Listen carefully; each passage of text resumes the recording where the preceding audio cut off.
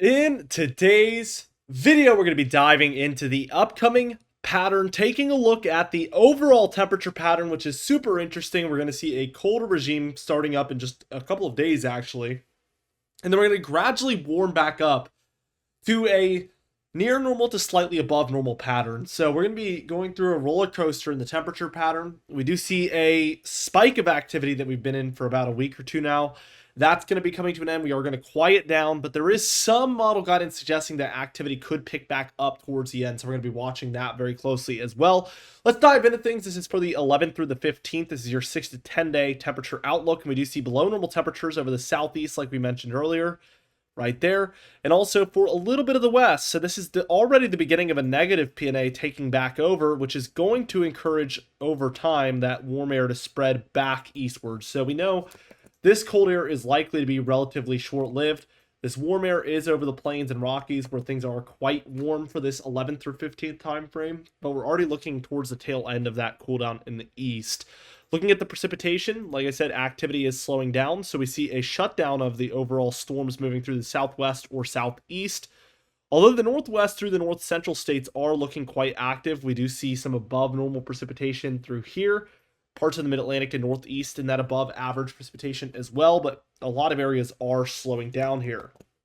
Looking at the 8 to 14 day temperature outlook, we do see some cooler conditions still over the northwest, a little warmer in the southwest there. So that's going to be an overall neutral PNA pattern most likely, with a lot of the warmth over the central states still, but we do see a lot of it spreading in through the southeast and mid-Atlantic now as well. So again, near normal to above normal here in the east once we move into this 13th through 19th time frame. Looking at the precipitation, a little drier for the southwest here and also for the southeast still, but we do see a little bit of a surge of activity there for the southern plains, mostly Texas and Oklahoma, as well as a little bit of New Mexico included there as well. So that area is picking back up as far as activity during this time frame. And then again, as you get closer to that Canadian border for the northwest, the north central, and even some of the Great Lakes and northeast, we are seeing above normal precipitation up there as well. Now, looking at the European model, we're just going to break it down. This is your current severe weather event that we have going on. We see a lot of the south central states and Midwest dealing with some, thunderstorms, severe weather going on. I think we have a moderate risk today again. So we've seen a massive amount of enhanced, moderate, and high risk days here. It's been just dangerous severe weather day after day after day. So I know that this little bit of a slowdown in the severe weather is going to be a sharp change and also a welcomed change from this dangerous weather we've been having. We do see the mid-Atlantic and northeast dealing with some showers and even thunderstorms up there as well for today on Saturday the 5th. We do see some snowfall down there for the Four Corner states and lower plains as well, so some springtime snowfall going on. I want to take it towards tomorrow on Sunday, April 6th afternoon. We do see this low somewhere near eastern Tennessee. This is bringing now some thunderstorm activity around and especially underneath that low, probably some thunderstorm chances. But look out west, positive PNA all the way. So warmer conditions, this is why we're seeing this cold dive in, like I said, for Sunday into Monday timeframe, something like that for most of the east. As we move forward towards Monday, actually, we do see that a lot of these thunderstorms are now located over the southeastern states here. So Virginia southward down that southeast coast, we do see a little bit of activity picking back up for the northwest. So some rainfall in the lower elevations, snowfall for the higher elevations. Nothing too crazy. We still have warmer conditions overall over a lot of the west and cooler air now able to flow into the east here. Looking towards Tuesday afternoon on April 8th, again, warmer in the west, a little bit of activity starting out for the northwest there. Also some colder air associated with it, so that is definitely going to be the beginning of that negative PNA, which again is what is going to bring the warm air back eastward. Also, interestingly enough, we do have some snowfall there for the mid-Atlantic and northeast happening for Tuesday, so that's also worth noting for sure. Wednesday the 9th here, much quieter around the nation, still cold in the east, still warm in the west, but as far as precipitation, quiet there for Wednesday on the 9th. Moving towards Thursday the 10th, some showery activity, maybe even some thunderstorms happening in this pocket, but probably mostly just showers occurring there. Very, very interesting.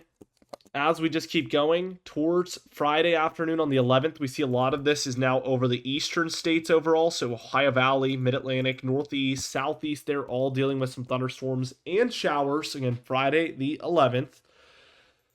As we move towards Saturday the 12th, that continues. So we continue to see this rainfall there in parts of the east, especially the Mid-Atlantic and the Northeast. We do see the Northwest dealing with a little bit of cooler temperatures and precipitation. Again, we're going to be watching for that warm air to move back eastward, and it does start to do so on Sunday the 13th. I'll draw out your jet stream here, but we see it's entering on through the central west coast, ridging up through the central states, and then only a slight trough over the east. Looking at this, you could probably tell that it is colder in the west than the east by this time frame, so we will have done a full 180 here back towards warmer conditions again Sunday on the 13th. Monday on the 14th here, we see some rainfall and snowfall there around the Rockies, but again, much quieter. The jet stream is much warmer in the east here still by this point as we keep going. Tuesday the 15th, we do get a stronger low up there in Canada nearby the Great Lakes with a dragging cold front, so don't be surprised if we do see some severe weather activity through the plains, Midwest, Ohio Valley perhaps. It's looking pretty marginal as of now, but it is 10 days out, so it's important to note that things could change quite a bit. Wednesday on the 16th here, a lot of that just flows further southward, so we see it now for a lot of the south central, deep south, up the Appalachian Mountain Range, sort of. Some showers and thunderstorms are around here. As we keep going, we get another little cool down for the 16th, 17th on this model, but that is 300 hours out, so we're taking it with a grain of salt. But it is possible that we cool back down in a pretty big way towards the end of this pattern. Pretty interesting as we're approaching the 20th, but definitely take that with a grain of salt, especially how cold that looks. We are moving deeper and deeper into the spring, so these things are harder and harder to come by. Looking at the total precipitation, we do see that the Northwest is seeing a decent amount of activity, but it isn't necessarily above average for everywhere in there. The Southeast is probably the highest above average area here on the map. So let's take a look at it. And sure enough, drier for about 90% of the nation, a little bit above average there in some of the Pacific Northwest, and then for a lot of the southeastern corner of the nation. Now, as we just take a look at the Storm Prediction Center outlooks, here's day one. We have the general thunderstorm risk there in the lighter greens where we expect general thunderstorms, but anything is possible, so heed every watch, warning, and advisory. There in the darker green, we have our level 1 marginal risk where we expect isolated severe weather to occur. The yellow is your level 2 slight risk where we expect more scattered about severe weather. The orange is your level 3 enhanced risk where we have more widespread severe weather expected. And then the red for northern Mississippi, western Tennessee is where we are this level 4 moderate risk where we are seeing widespread severe weather in there. So very, very dangerous stuff today on Saturday the 5th. Tomorrow we see the general thunderstorm risk again, the marginal and the slight for different areas there in the deeper southeast. So another dangerous day perhaps. And then day 3, we're finally slowing down there with just a general thunderstorm risk and a marginal risk there for parts of the Carolinas, Georgia, and Florida. But again, these types of things can still be dangerous days. So still pay attention, still heed every watch, warning, and advisory, as I always say. With all that being said, be sure to subscribe. We upload every single day. You can even hit the bell icon for daily notifications when we upload so you never miss one. Be sure to like the video if you did enjoy it. Leave a comment down below, and I'll see you guys in the next video.